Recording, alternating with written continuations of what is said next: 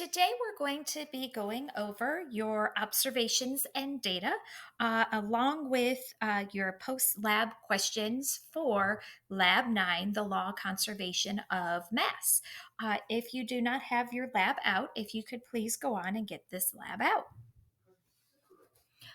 So, when you started this particular lab, you had three clear solutions, and you were asked to measure out specific quantities and then find the mass. So, we're trying to support that mass is not being created or destroyed during this lab. So, your first part of the lab were your qualitative observations. So in step 5, you observed when you combined the calcium chloride, the CaCl2, and the sodium carbonate, the Na2CO3, and you swirled them together in the flask. The two solutions turn white. It got a little thicker. What was actually happening is a solid was being formed. So right there, you have two signs of a chemical reaction. You have a color change and you have a change in phase of matter or a new change of phase of matter. Um, this fancy word, precipitate, this is the abbreviation PPT, is the term that we use in chemistry for a solid being formed. So a white solid was formed from this solution. Then in step number 7, you had your contents from step 5, and you added the sulfuric acid, the H2SO4, to the flask, and it bubbled up. And if you touched the bottom of the flask, it would have felt warm. So, right there, you have three signs. You had bubbling and fizzing. You had a new phase of matter, which is a gas was being formed, and that the bubbling and fizzing was your sign that new phase of matter was formed, and heat was given off, so it felt warm. Mass A was when you found the mass of your flask, your test tubes, your corks, and your stoppers. Every time you found your mass B and C, you were asked to also include those same items. So if you left off a cork or left off an empty test tube, you obviously will see a big change in your masses and you're not supporting the law of conservation of mass. So that is why you had to leave your items all together and find all of them, even though they were empty, for mass A, B, and C to help support this. If your total masses are a little bit different than mine, remember that the flasks are different thicknesses. Your test tubes also were different thicknesses. Corks, it's a natural substance, so of course they're going to have different masses. So if your mass was not exactly the same as mine or your neighbor's, do not worry because these are man made substances. Okay. So this was the mass that I had after I measured out all of my three solutions and their glassware. And after step 5, when I combined the calcium chloride and the sodium carbonate, the masses should have remained the same. If they were lower, try to recall back to lab. Did you maybe spill or maybe a little bit ran down the side and landed on the counter? Because that could have caused a little bit of change of mass and definitely a huge change if you didn't find the total mass of all of your glassware and equipment. Then you used your contents from step 5 and added the sulfuric acid, and when you went to go find mass C, your mass should have been slightly less. Now, why do you think it was slightly less? Because there was a gas given off. You were instructed to leave the stopper off until all of the bubbling and fizzing had stopped. So, where did that mass go? It escaped into the classroom. So let's take a look at your conclusion questions. So we have question number 1. What indication that a chemical reaction was taking place that you observed in step 5 and in step 7? Okay, so um,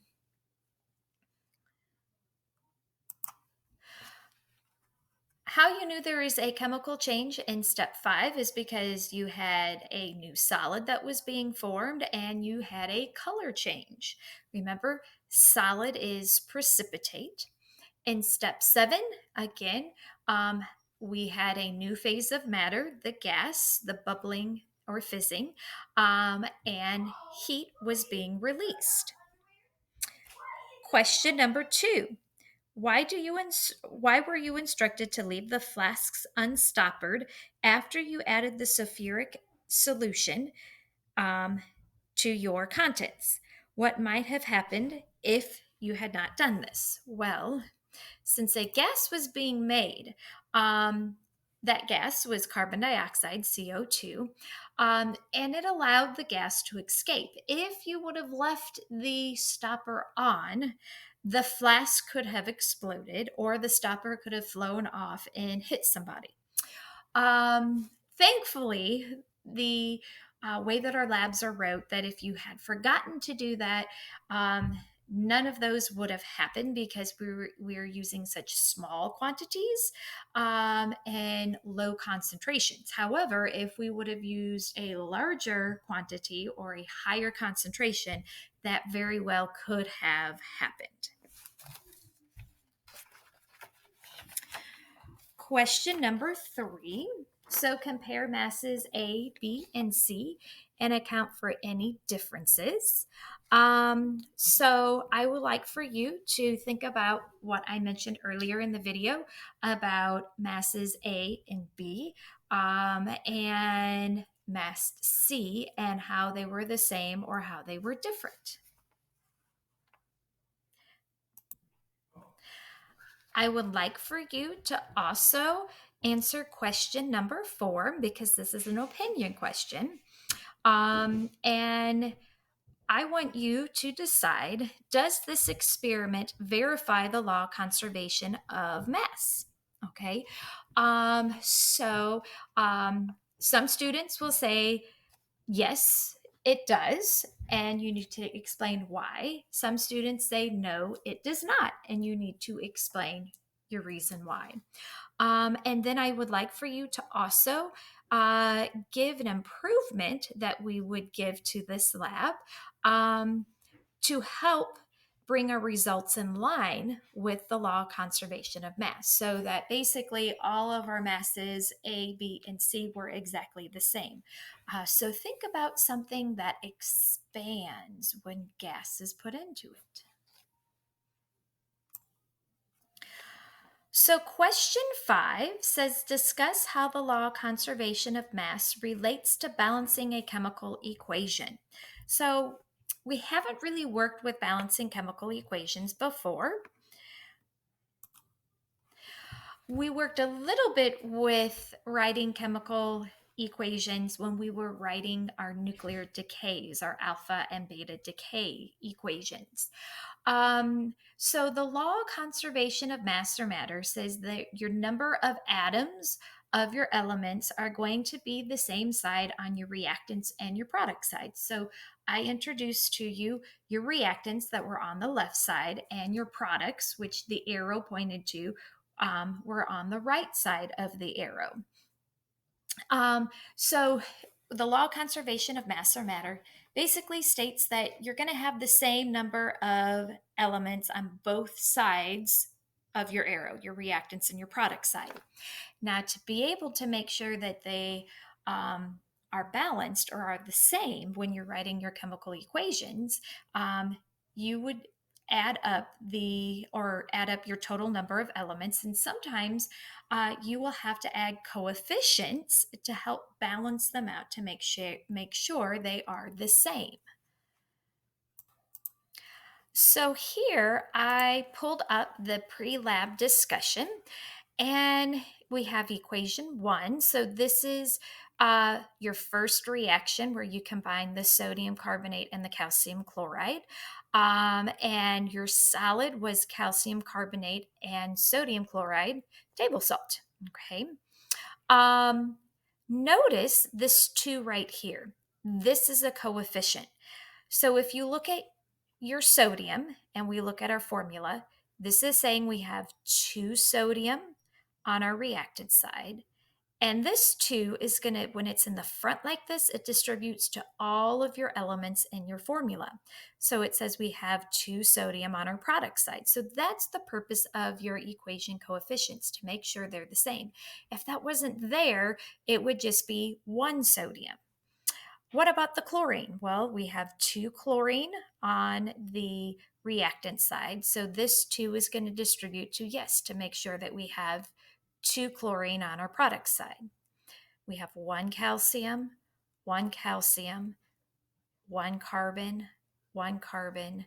3 oxygen, and 3 oxygen. So, kind of similar to how we checked ourselves with adding up our numbers on our nuclear decays to make sure that they were the same on our reactants and product side after we wrote our decay. That's kind of the same idea that we have going on here. Don't worry, we will study more on balancing equations and working with these coefficients in a future unit. So, just for this purpose of the lab, just know that your coefficients are used to help balance out and make sure that your number of elements are equal on both sides, your reactants and your product side of your chemical equations. And finally, question number 6. When you burn a log in the fireplace, the resulting ashes have a mass less than that of the original log. Account for the differences in the mass. Well, in any combustion reaction, this means you're burning something. Oxygen is one of your reactants because it keeps that material burning. And your 2 products will always be carbon dioxide, CO2 gas, and water vapor, H2O, in a form of a gas. And so when you burn a log or newspapers or cardboard, of course, your ash is going to be considerably less. Where is the mass escaping to? It's escaping into the air in the form of carbon dioxide and water vapor. After you've completed answering all of the questions in question 3 and 4, please submit your lab at that point for me to grade.